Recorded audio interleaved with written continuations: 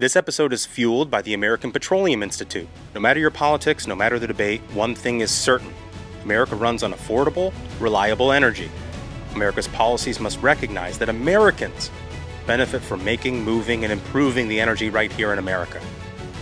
Today, America's oil and natural gas industry supports nearly 11 million jobs and provides American energy to keep this nation strong. Learn how at api.org.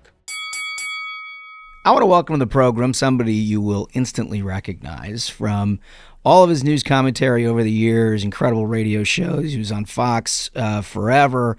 He was a gubernatorial candidate last cycle, and he's now running for president of the United States. Larry Elder. How are you, sir? Thank you so much for having me on the show. I appreciate it. Thank you for not calling me the black face of white supremacy. Any day where that doesn't happen is a good day. I mean, we're starting out well. Yeah, you run into it, man. It's remarkable the emotion that you elicit from the progressive left. Well, any black conservative does that. For example, Justice Clarence Thomas was publicly called an Uncle Tom by Benny Thompson, chairman of the January 6th committee. I mean, honestly, it's because we refute the narrative. The narrative is that black people are oppressed, that America is systemically racist, that inequalities in housing and jobs all stem from racism.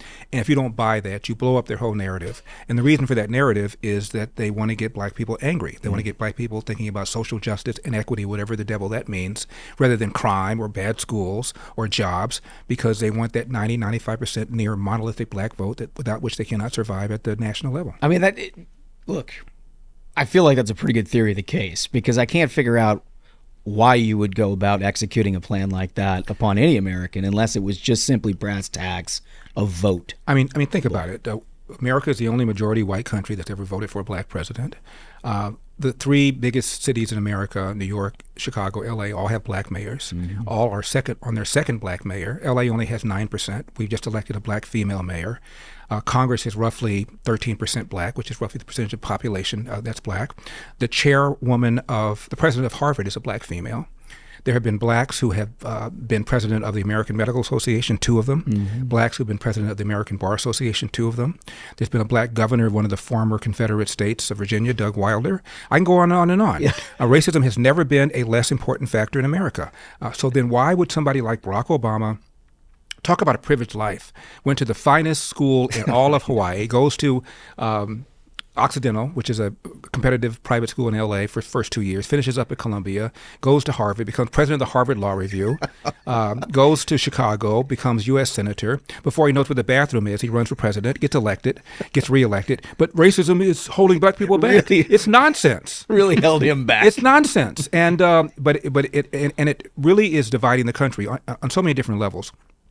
I saw a graph that looked at how much homework an average black kid does every night versus a white kid versus an Asian American kid, night and day.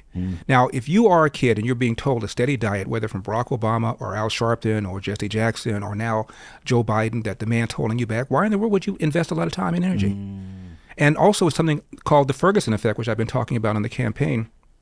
And that's a phenomenon of cops pulling back for fear of being accused of being systemically racist. And as a result, there are literally thousands of people who are dead or have been injured by violent criminals who otherwise wouldn't be dead if the police were doing their normal proactive policing. Even Rahm Emanuel, then the mayor of Chicago, said the police in Chicago, because there had been a high-profile shooting of a black person, had, quote, gone fetal, close quote. So there are thousands of people who are dead. Most of these excess casualties, let's put it that way, are black and brown people living in the inner city, the very people that people on the left purport to care about. Yeah, and I think you put your finger on it there. The biggest problem with sort of a narrative that you're explaining now is that the victims of all of this are the community that they say they care about. That's right. I mean, which is just so wild. I want to get into, Larry, before we get too deeply into this, I want to get a little bit into your background, because I think everybody sort of recognizes you, have listened to your show over the years, and has looked for your insights on a range of things with conservatism.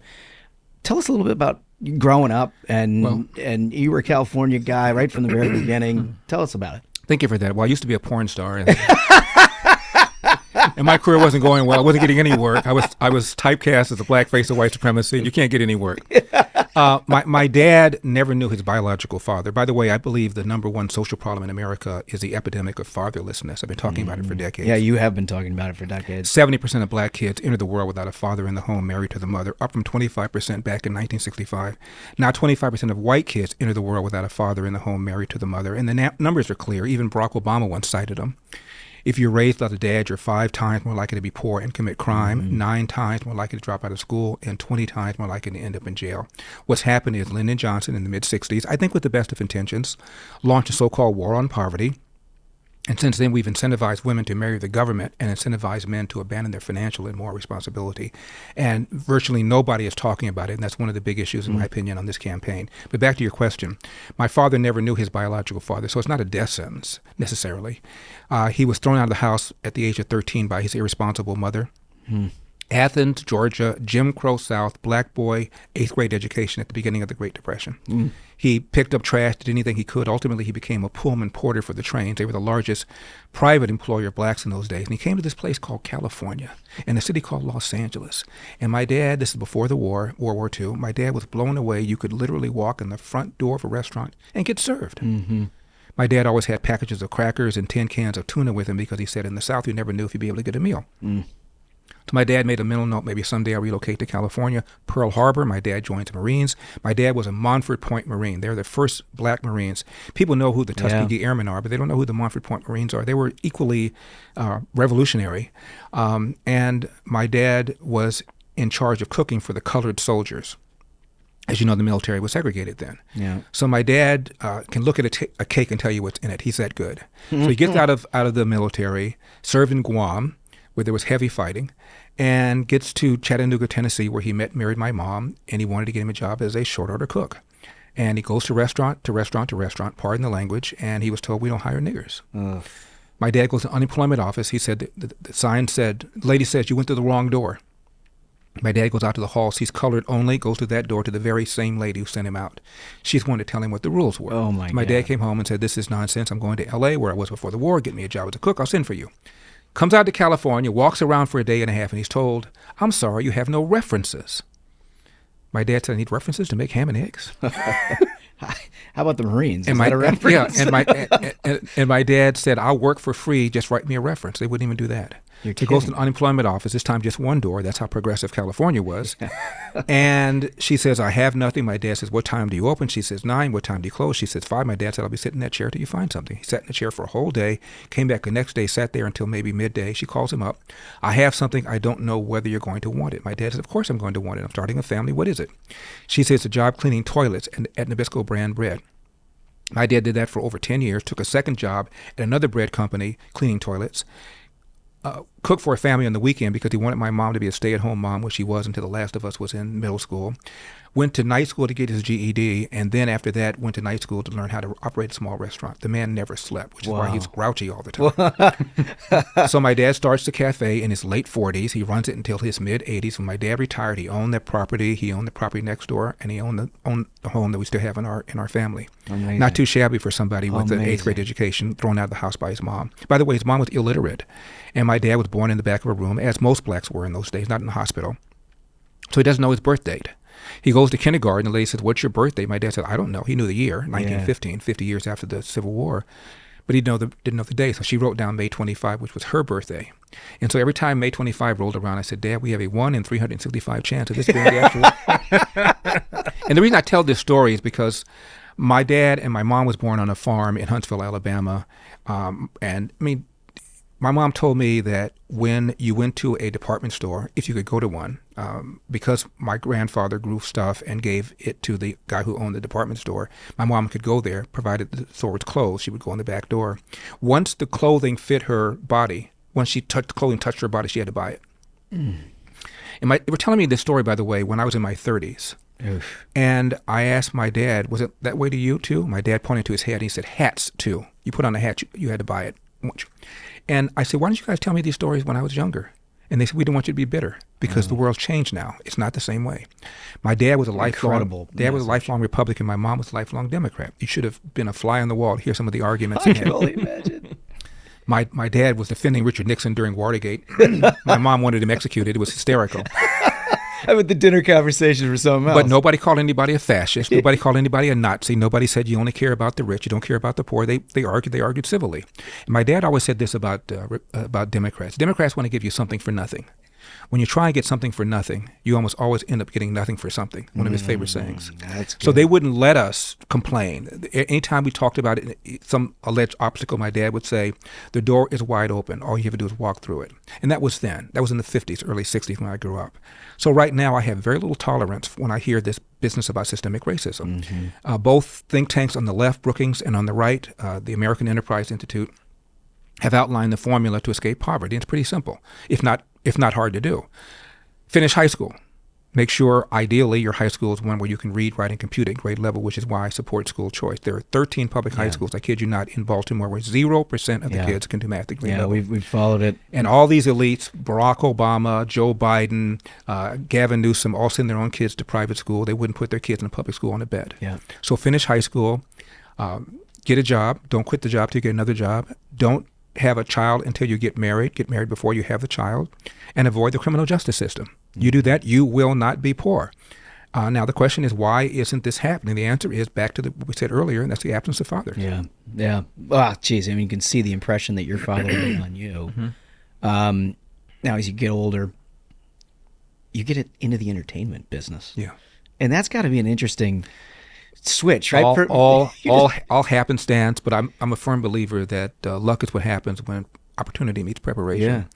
So I'm living in Cleveland. I'm a lawyer, and I practiced law for a few years, started a little business, and I began writing op-ed pieces for the newspaper, and one of them got published. And this is almost 40 years ago, and I said racism is no longer a potent enough factor to hold you back if you're willing to work hard. Kind of what I just now said. Yeah. And even now, it's jaw-dropping. Elders denying the existence of systemic racism. No, I'm denying the existence of systemic racism today. Right. Slavery, yeah. Jim Crow, yeah. Today, no. You're like, let me tell you about my family. And so it got published, and I get a phone call from a producer of a radio show. And he said, I read your article. You don't believe racism is a major problem in America anymore? I said, no, not now. Are you black? And I said, I've been told. He said, would you come on my guy's show and talk about this? So I was on for about an hour, which, as you know from radio, having somebody on who's never been on radio for a whole hour is an eternity. I mean, it's also a real gamble from the host. Right. But it means you're rocking them. It means you're rocking them. Yeah. And for an hour, I was called an Uncle Tom. So they came at you. Cleveland is half black, and most of the callers were black, and they were not. You were taking calls. Oh, yeah. They were not. Oh, they just opened it up. They were not feeling it. Uncle Tom, bootlicking Uncle Tom, bug-eyed, foot-shuffling, bootlicking Uncle Tom, sellout, the Antichrist. And somehow this didn't turn you off radio. And then I was called the name you really want to call a black person. You really want to hurt his feelings. I was called Republican. And at the time, I wasn't even registered as Republican then. So the whole hour, longest hour of my life, and I said, I'll never do this again. Phone rings. It's the station owner. He said, you were amazing. I said, I was. Oh, my God. He said, you have a pretty good speaking voice. You have difficult position that you defend it without losing your temper or your sense of humor. Have you ever thought about doing talk radio? I said, no. He said, I got a guy on vacation next week. Will you sit in for him? I said, no.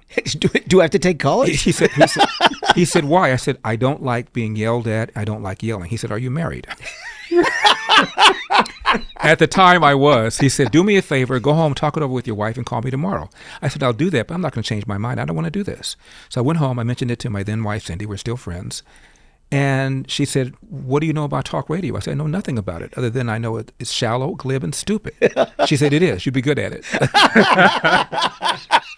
So I did that week. I fell in love with it. I met Dennis Prager. Ultimately, I got a 2-day audition back in L.A. at KABC, and they hired me, and the rest is history. That's an amazing story. I hadn't heard it before, so I really did. 30 years in radio. I was in Salem. I was nationally syndicated, 300 markets, 1.5 million people heard me every day for years.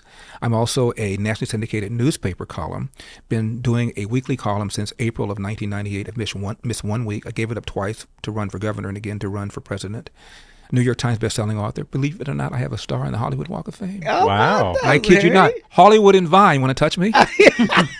Southeast corner, across the street from the Pantages. Oh, that's amazing. That's great. Well, you know what? I'm going to have to go look for that now. Absolutely. So at some point, you go from conservative commentary and you decide, I want to actually get in the arena and do this. I mean, being on that side of the microphone as long as you were, I mean, you knew that this was sort of a crazy jump, right? Should I be tested for my sanity to That's what I'm asking. a great job? And by the way, I'm not flush. I'm not a multi-centimillionaire. I'm not a billionaire.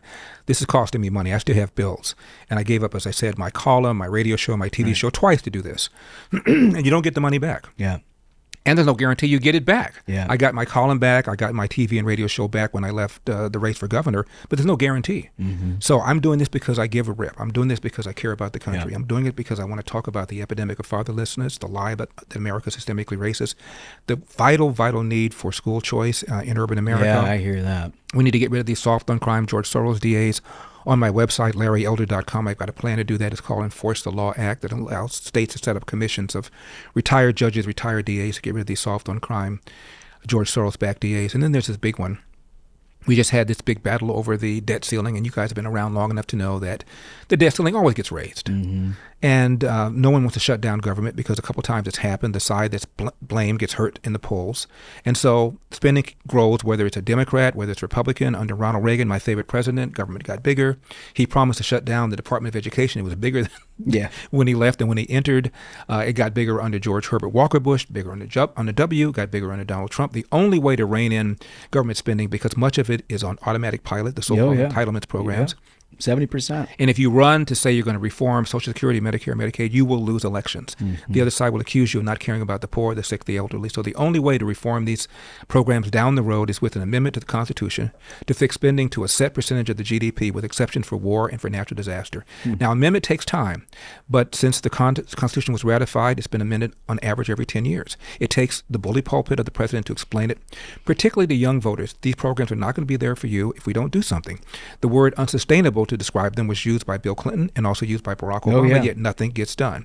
So if I can just put those issues front and center, I will feel that I've given back to my party. More importantly, I feel that I've given back to my country. My father, as I mentioned, was a World War II vet. My older brother, Kurt, my late older brother, Kurt, died September 13, 2019, 2 weeks before his 70th birthday. At his computer, 5 o'clock in the morning, had a heart attack, died. My best friend. He served in the Navy during the Vietnam era, 6th Fleet, Mediterranean. My little brother Dennis was in the Army, also late little brother Dennis. He died of diabetes. He went to Vietnam. I'm the only one who didn't serve. And I've never felt good about that. And this is my opportunity to give back to a country that's been so good to me and to my family, and that's why I'm doing this. Well, you've got an incredible voice that you have expressed here for years, and I know a lot of people in our audience appreciate it. Thank you. You are now, look, you're running for the big job. Yeah. And you've got... There's no bigger job. There's no bigger job in the world. No bigger responsibility, which is why you've seen pictures of Abraham Lincoln when he entered the office, and then when he left. Barack Obama, same thing. Yeah. The only one who didn't gray like that was Ronald Reagan. It is funny. I saw an article of Ronald Reagan in 1980 and a picture of him in 1988. He looked the same. He did. He looked even better. Cheeks were pinker. He'd been pumping iron after he got shot.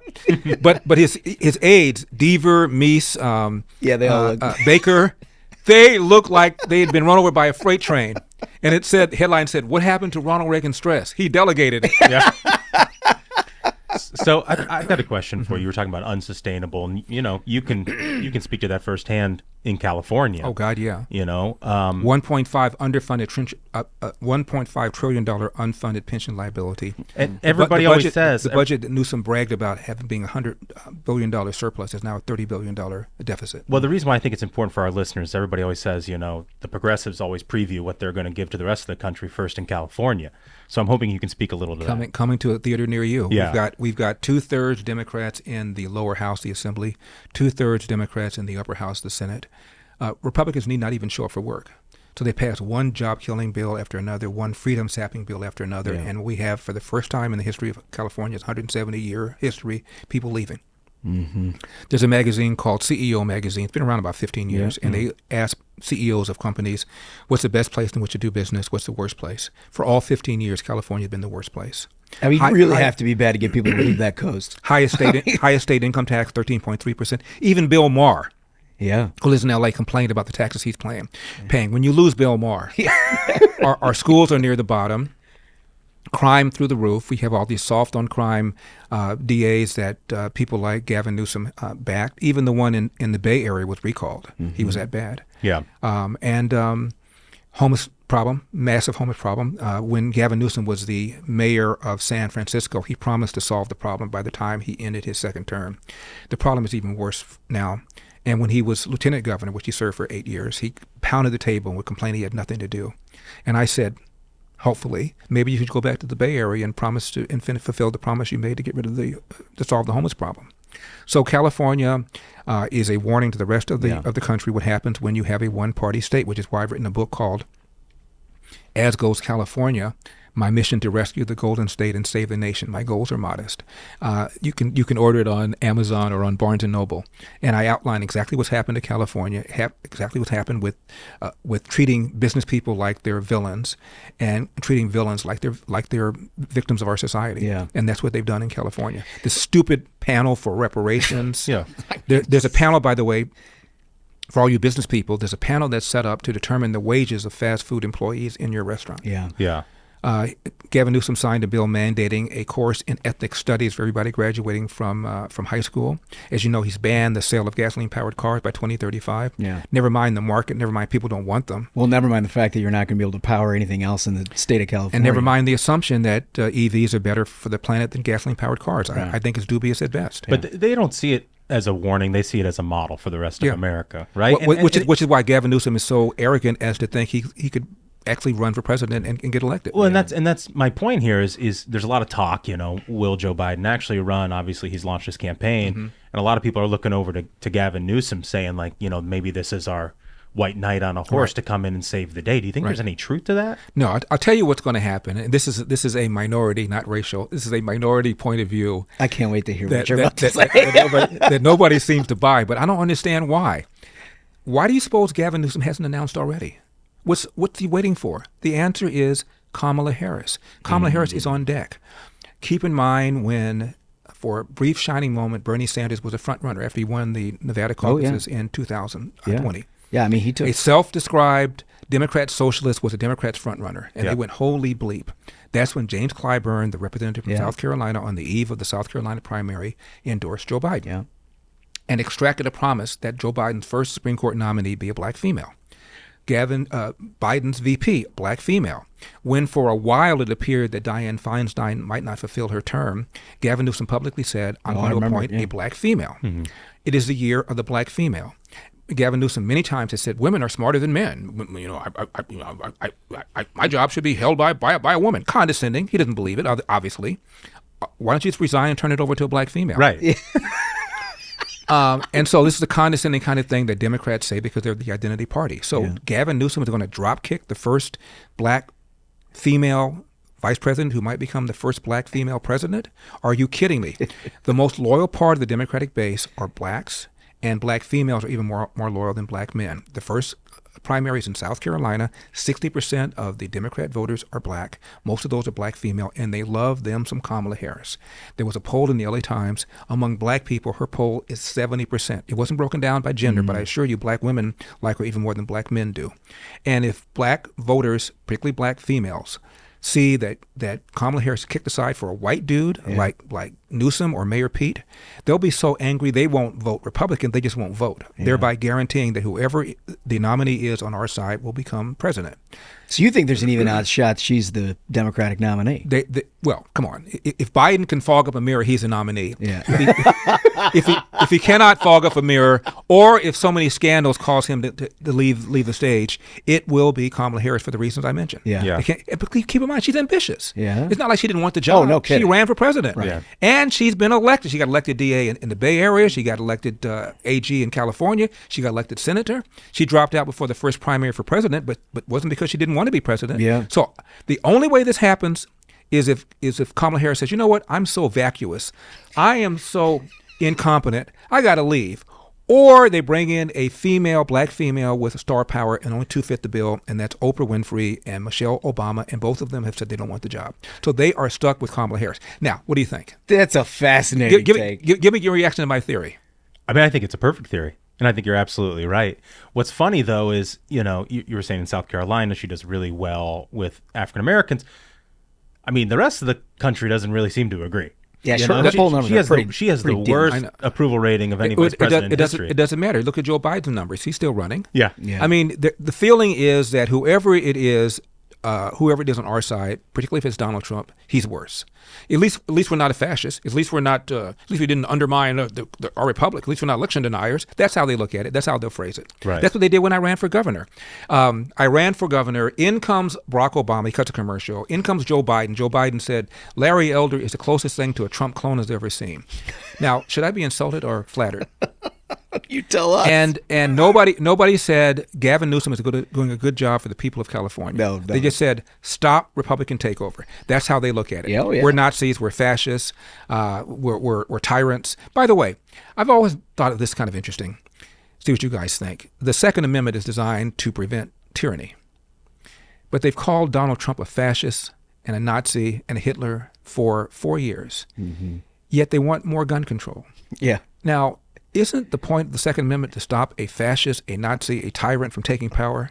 It means either they are being demagogues when they refer to him that way and don't really mean it, or they don't understand the purpose of the Second Amendment. Do you think both that's possible? both are bad? Yeah. Both are bad. I feel like they put the barrel on the bat on both of them, to be honest with you. Yeah. You got the president's son throwing away a handgun where he lied on the form to get. Right. And he's about to skate with no charges on a gun charge. And didn't pay taxes for 3 years. Right. Now, this is an administration. It's almost like they're hypocrites, Larry. I never thought of it that way. I had an epiphany. Is that possible? 3 years, didn't pay taxes. Rich people don't pay their fair share. We got too many guns. He lied on his form, gets a slap on the wrist. You think that's hypocritical?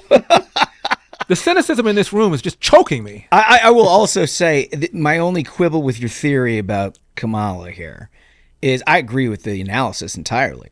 But if Gavin Newsom thought he could get away with that, he'd do it in a heartbeat. Yeah, right? but he can't. There's not the profound respect for the black woman there. Please.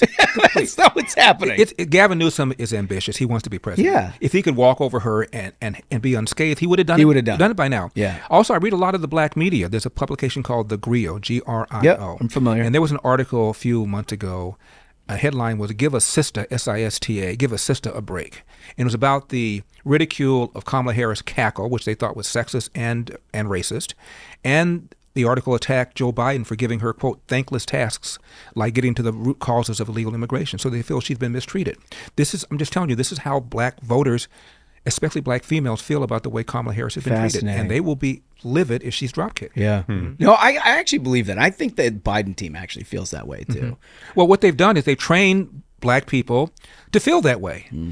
If things go in a bad direction, it's because the man has held you back. It's because they're the party of identity politics, of wanting a color coordinated society, not a color blind society. So they've taught black people this, and now you want black voters to go, well, you know what, Kamala Harris is not competent. She says silly things that don't make any sense. So is it okay with you if we push her aside for Gavin Newsom or for Mayor Pete? I don't think so. I don't think so. Yeah. No, I think that's, look, I can't quibble with that. Let me ask you this. So obviously this race for the Republican nomination is dominated by a former president. Huge poll lead over everybody. You're undaunted by that. No. Tell me why. Because I am an America First guy, Make America First guy, and I've already said that if I'm not the nominee, in the unlikely event that I'm not the nominee, and somebody like Trump or DeSantis becomes the nominee, I will campaign vigorously for him if asked to do so, as I did in 2016 for Trump, as I did in 2020 for Trump, because the threat, the danger is the Biden-Harris administration. And I said that when I ran for governor. I didn't say a single negative thing about any of my Republican rivals. I got into the race with 8 weeks left. I raised $27 million in 8 weeks, more than all the people on the replacement side. There were 46 you scared the hell out of them combined, all the Republicans combined. And I ran against, on the replacement side, the guy that ran against Gavin Newsom the first time. His name was John Cox. I ran against Caitlyn Jenner with her 14 million followers on social media. Yeah. I ran against a 2-term mayor of San Diego. That's, by the way, the guy that McCarthy wanted and the National Party wanted. They didn't want me. I never got endorsed by the state or by the federal party. I never got a dime from them, and they didn't even give me verbal support, even though I was clearly the front runner. I got 49% of the replacement vote. The next highest person got 9%. But every time I was given a chance to harp on my Republican replacement rivals, I didn't do it. I said, ask me about Gavin Newsom. Ask me at what point does Gavin Newsom feel an abortion has gone so far that it constitutes homicide. Ask Gavin Newsom why he hasn't done more about crime, because he's a target. And similarly, I've not said a single negative thing about any Republicans because any of us would be better than what we got right now. Yeah, yeah. And as I said, if I get these issues, the issue of fatherlessness, the issue that America is not systemically racist, what it's doing to people, the need for school choice and the need to get rid of these George Soros soft on crime DAs and the need for an amendment to the Constitution. If I can get the other nominee talking about that, I've done my job. That's great. That's great. Well, I mean, look, it's what Bernie Sanders did to the Democratic Party, right? He may not have won the nomination, but they took all of his stuff. And notice Bernie Sanders has not said a single critical thing. Yeah. That's how radical this administration has been. Yeah. When Bernie Sanders is happy. Yeah, he's happy. Yeah. put your hand on your wallet. Speaking of which, I've got to get 40,000 individual donors to qualify for that first debate next month in So in Milwaukee, a buck will do it. Just a buck will do it. What's your website? LarryElder.com. Okay. Yeah, and we're roughly halfway there. I'd like to see you on the debate stage. I think you'd have a very. And I'm not very happy important... with the criteria. In 2020, the Democrats required you to get 1% in the polls or a certain number of donors, not both. And you have to turn over your list to the RNC so they can fundraise off of it. And a lot of the candidates, in my opinion, are resorting to gimmicks, which to me undermines the whole process. One of them is offering a $20 gift certificate for a $1 donation. Bergen bucks. Another one is offering a free concert if you donate $1. Another one is paying commissions to prospective donors to get other prospective donors, which seems to me to undermine the whole thing. I'm doing it the old-fashioned way. I'm asking people for their support. Yeah. Shockingly. Yeah. Yes. Well, I got to get you out of here, but we have 3 questions that we ask Sure. everybody. And the first one is, you're going to like this. If you can plan your last meal on Earth, what would it be? Pancakes and bacon. Oh, you go with the straight breakfast. With butter and Mrs. Butterworth syrup. Yeah, that's old school. Yeah. I like I haven't eaten anything like that in probably a few years. It's my favorite meal, but I've got to watch my weight. And I can't believe I used to eat that kind of stuff all the time. Yeah, well, I'm salivating as we speak. It's delicious. I haven't had breakfast yet. It's delicious. Yes. I love that. All right, so second. Is there anything better than bacon? No. Bacon, tennis, excuse me, bacon and sex. As between bacon, tennis, and sex, it's a pick'em. Yeah. We can advertise all that. You get a bunch of $1 My campaign donations. manager Matt's going, "Oh no, Larry!" I wouldn't have gone there. I wouldn't have done the bacon, sex, and tennis joke. I wouldn't have gone there. He knows what he's getting into, right? He's lost 5 pounds sitting over there right now. Right? He's hung around you long enough to know you're not going to keep it between the 40s. All right, so second question. With the benefit of retrospect, if you never got into radio, never got into any sort of news entertainment stuff, and you're looking back in your life and you got this big blue sky that you can do absolutely anything with, what would you do? Business, I would have gone into real estate. Interesting. I would have stuck to the knitting and the stock market. I've always been a fan of the stock market. And I have all sorts of ideas about what I can do, and I followed them sometimes, and sometimes I broke my own rules. I also, from a career standpoint, I would have become a writer. In fact, I consider myself to be a writer now. I mean, I've written a number of books. I wrote one about my dad. We had an 8-hour conversation where I learned about his life. All the stuff I told you just now, I learned in that 8-hour conversation. Amazing. It's called Dear Father, Dear Son, 2 Lives, 8 Hours. It wasn't a bestseller, but it's the best book I've ever written. Oh, that's great. So if I'm I gonna could have do to it all check over that out. again, I would do real estate, and in my time I would write. Ah, I love that. All right, so our final question. But by the way, I asked my dad one time if he could do it all over again, what would he do differently? Yeah. It's one of my favorite questions. And I only ask it to people I respect, because the people I don't respect, what do I care? Yeah, and they're making it up anyway. And my dad's the only one who said this. Nothing. I said, Dad, you wouldn't have done anything? He said, no. I said, you would have married the same woman? Yes. You would have done this? Yes. He said, I kind of like the way I handle things. He's the only person I know who ever said that. And my dad does not lie. Yeah, the only lie he ever made was my dad died at the age of 95.